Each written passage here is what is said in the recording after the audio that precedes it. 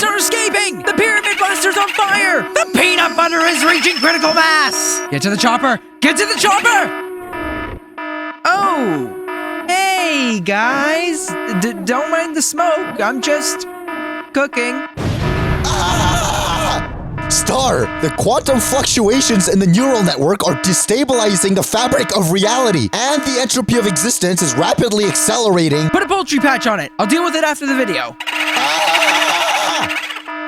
Ignoring what I promise is definitely not the end of the world. Welcome, one and all, to another episode of Bold Banter Bonanza, where I read your controversial opinions on My Little Pony. You guys left quite a few opinions last time, so let's jump straight on in with the first comment.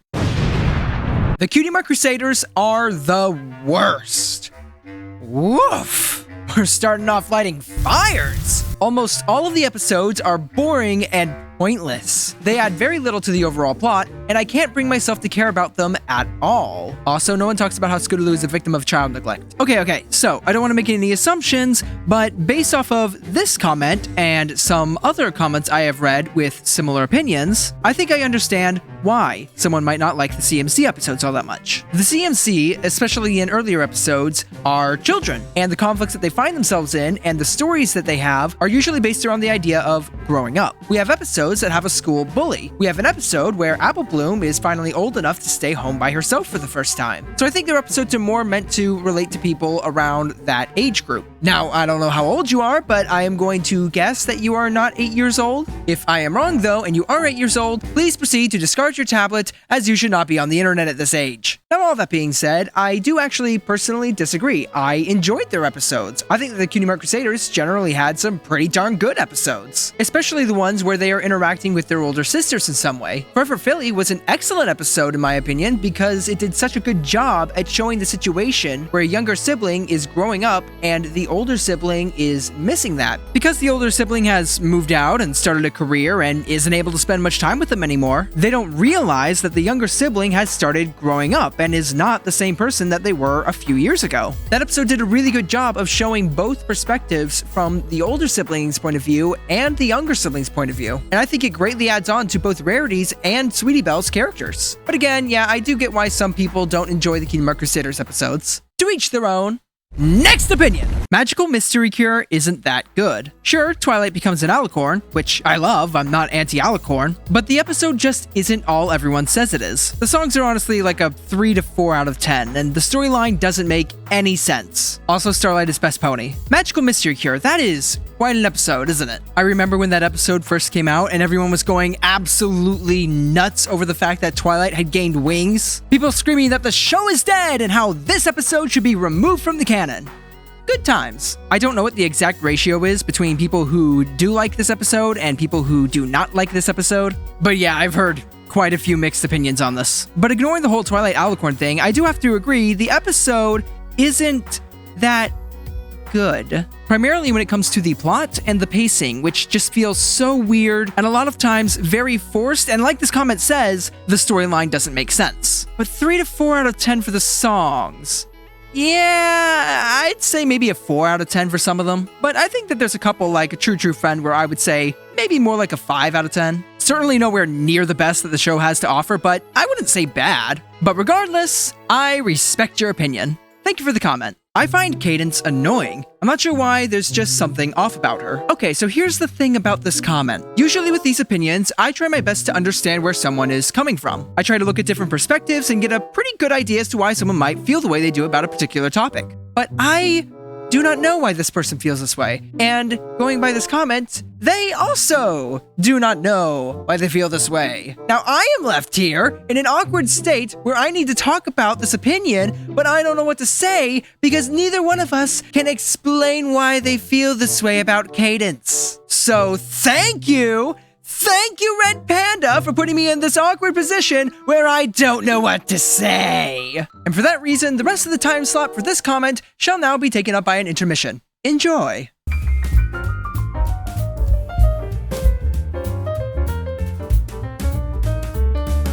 Okay, so if any of you find Cadence annoying, please explain why in the comments. maybe shed some light on this situation. Maybe we can get to the bottom of why someone might find Cadence annoying. Thank you for the comment, Red Panda. Oh, wait, hold on. Okay, so apparently this time slot is still not filled up. I like the rainbow power designs. That's it. Okay, so in the last episode, I took a while to just dunk on the rainbow power designs. I called them an eyesore, I absolutely hated them, and to my surprise, there were a whole lot of people in the comments saying that they actually liked the rainbow power designs. Some people absolutely loved them, saying that their base designs were actually bland compared to these new designs.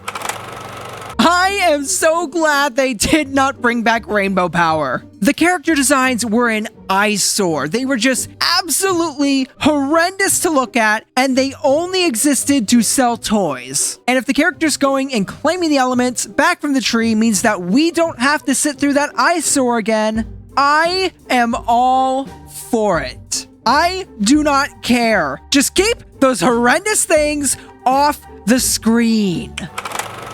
And when I made that video, I did not realize just how many people liked those designs. So now I am sitting here questioning my position, wondering if I am in the minority of this topic, and I kind of want to put a poll out on it, but I have a fear the amount of people who actually hate the designs might be 3%. But hey, if you like the designs, more power to you. All right, moving on. The Young Six should have had more focus on them in Season 8 and 9. So, here is my controversial opinion. I think that the Young Six were actually given too much screen time in Season 8 and 9, but I also do think that 2 seasons wasn't really enough for these characters. So, in my personal opinion, we should have actually gotten a Season 10.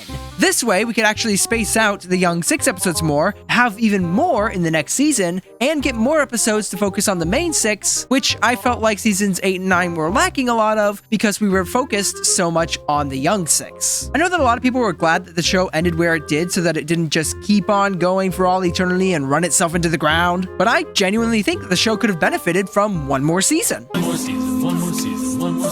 So back to your comment about the Young Six needing more screen time in Seasons 8 and 9. Nah, they should have gotten less screen time in Seasons 8 and 9 and had more in a 10th season. But yeah, I do agree, they absolutely needed more focus. Next opinion! I hate Yona! Ah! Oh wow, here's a hot take. I didn't like Countess Coloratura's singing voice in I Am Just a Pony. What? How? So I get that taste in music and singers and everything is all very subjective, but come on. Come on! That song was just beautiful, and the voice, her singing voice, I thought was incredible. But you know what? Everyone is, of course, entitled to their own opinion, and my subjective opinion is that it was good. You may not like it, and that's totally fine. And just to show how fine it is, I will give you a pat on the head. Pat, pat, pat. Zip's mane looks like toothpaste. Yes, it does. Unpopular opinion, predictable stories are a good thing, especially in this genre. Yes, yes, yes! I agree 100%, and I am glad that somebody finally said it. A predictable story is not inherently good, but it is most certainly not inherently a bad thing. A lot of the G4 episodes are actually very predictable stories. What matters in a predictable story is if the plot is engaging, the characters are endearing, and it's just, overall fun to watch. Generally, you do want to put some sort of original spin on the story, but overall, you can have a predictable story and it be perfectly fine, as long as it's, well written. And if you are intentionally trying to write a story that subverts the audience's expectations, very often you end up with what is not a good story. Because very often when people value twists and unpredictability over a predictable but satisfying narrative, you end up getting an unpredictable and unsatisfying narrative. For an example of this, Star Wars: The Last Jedi. I remember one thing that was very informative to me, because I would say but we really have to think of what the audience expects and what they want. And he says, no, we have to do the opposite. We have to give them something they don't expect that we want. The sequel trilogy was so bad. I'm sorry, but I didn't hate the way the rainbow power designs looked, but yeah, they were definitely just made to sell toys. You see what I mean? You see what I mean? So many comments like this. So many that 2 of them ended up in the same video. And the more I read these, the more insecure I feel about my position. Okay. Meta opinion. GalaCon is by far the best convention, beating BronyCon and Northwest. This is great. This is awesome. This is wonderful. This right here. Awesome. Look, guys, it's a meta opinion. A meta opinion. This isn't even about the show. This is about the conventions. I think we need more opinions like this. More opinions about conventions. More meta opinions. Can we start getting some of those in the comments? Guys, go ahead and leave your meta opinions down in the comments. You know, favorite writers, animators on the show, something. Go ahead, leave those kinds of comments down there, in the comments. Get down there. Down there. Now, as for my opinion on the conventions, I have only ever been to BronyCon and HarmonyCon, so I cannot say anything about GalaCon or Everfree Northwest. But cool opinion, though. Thanks for the comment. Zephyr Breeze and Limestone Pie isn't actually that bad. It'd be kind of funny seeing someone as strict and hardworking as Lime deal with someone as carefree and lazy as Breeze. Okay. So, in the last episode, there was a comment shipping Zephyr Breeze and Limestone Pie, and I, being someone who despises Zephyr Breeze, might have unalived the comment. Not the commenter, because we are respectful here. And don't worry, only a few people got hurt. But then after the video went up, I realized something. Limestone and Zephyr could actually work as a couple. Now hold on, hear me out. As this commenter says, Zephyr Breeze is very, very carefree, whereas Limestone is very hardworking. Now imagine an episode where Zephyr Breeze is staying on the Pie family's farm for some reason. Maybe he needs some sort of a home, or he's there for a job, something. And Limestone makes it very clear that if he's gonna be there, he's gotta work. And I think that she's some pony who could actually teach him the value of hard work, and she could somewhat whip him into shape. So that would be something that Limestone is contributing to this relationship. Now, what would she get out of the relationship? What would she see in Zephyr Breeze that would actually make them work as a couple? Well, it's that carefree attitude that Zephyr Breeze has. It's the fact that Limestone is always just so tense, and she never wants to take a break. Maybe she overworks herself. Maybe because she's extremely quick to anger, Zephyr Breeze could go to her and be like, hey, why don't you try calming down a bit? Why don't you try some breathing exercises? Why don't you try meditation? Maybe we could set up a meditation rock garden. I think that there are genuinely quite a few ways that Zephyr could help out Limestone in regards to her temper and just, again, overall how tense she constantly is. He can teach her to relax. The fact that both of them can cover each other's weaknesses so well and have a good opportunity to better each other is what I think would make for a good foundation to their relationship. The only problem I see with this is that Limestone has a very dull color scheme and Zephyr Breeze is very clearly into rainbows. But I'm actually kinda into this look. Anyway, that wraps up this episode of Bold Banter Bonanza. Be sure to comment your controversial opinions, and I just might get to them in the next episode. Star, the poultry patch isn't holding. The peanut butter has gained sentience. What? How? Oh, I don't know, because a thin polyethylene strip coated in adhesive is not an adequate fix for the warping of space-time. Oh no. It's feeding off the anger in the comments section!